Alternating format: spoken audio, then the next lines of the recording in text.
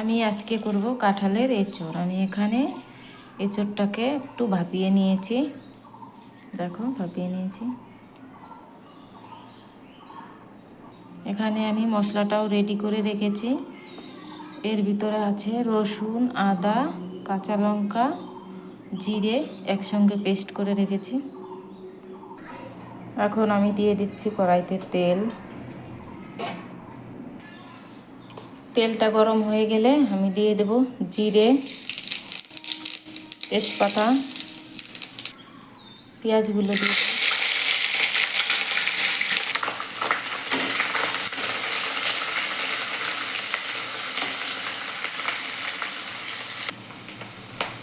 পেঁয়াজটা একটু হালকা ভাজা হয়ে গেলে আমি দিয়ে দেব মশলাগুলো। এবার মশলাগুলো দিয়ে দেবো। আমি এখানে বেটে রেখেছিলাম রসুন, আদা, জিরে, লঙ্কা একসঙ্গে বেটে রেখেছিলাম। এবারে আমি মশলাটা দিয়ে দেবো।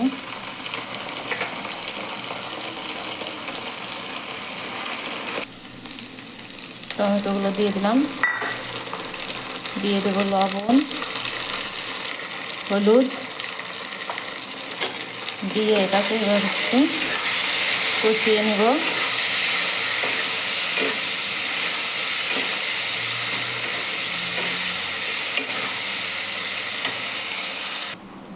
এখন আমি দিয়ে দেবো কাশ্মীরি লঙ্কার গুঁড়ো। কাশ্মীরি লঙ্কার গুঁড়োটা দিয়ে দিলাম।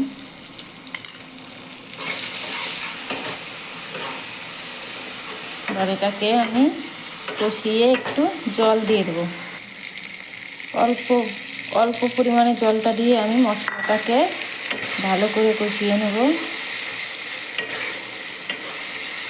মশলাটা কষানো হয়ে গেলে আমি দিয়ে দেবো এখন সিদ্ধ করা এঁচোড়গুলো দিয়ে দেবো এর মধ্যে। দেখো মশলাটা কষানো হয়ে গেছে, এখন আমি এঁচোড়গুলো এর মধ্যে দিয়ে দেব। এঁচোড়গুলো দিয়ে দিলাম। এবার এটাকে আমি মশলার সঙ্গে ভালোভাবে মিশিয়ে নেব।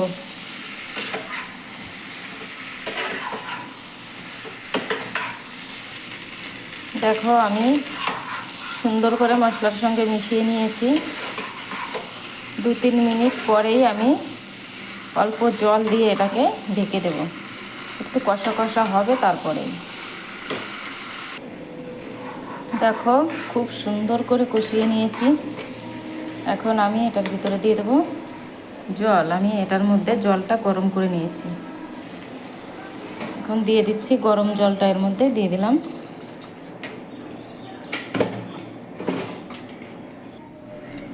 এটাকে একটু নেড়ে চেড়ে আমি এখন ঢাকা দিয়ে দেবো।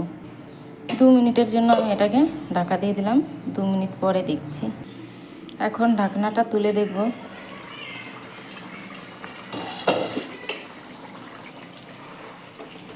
দেখছি হ্যাঁ হয়ে গেছে। এখন দিয়ে দেবো আমি এটার মধ্যে গরম মশলা। গরম মশলাটা দিয়ে দিচ্ছি। গরম মশলাটা দিয়ে দিয়েছি। এবার নামিয়ে নিলেই রেডি আমার কাঁঠালের এঁচোড়।